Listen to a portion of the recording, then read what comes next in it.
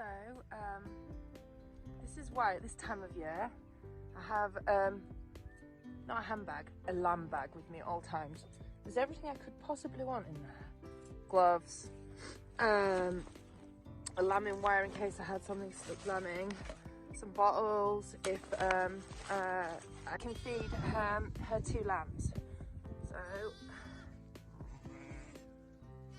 yep.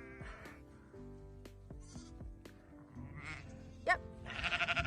So there's no reason why she can't feed these 2 lambs. She just needs to go into a better field. So, but obviously, if the teats are too big and they can't get the teats in the mouth, then they could actually, the lambs could starve through her having too much milk.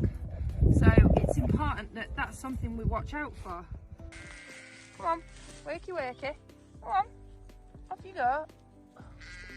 Come on. You still can't be bothered to get up. Come on. Look at that. Hey.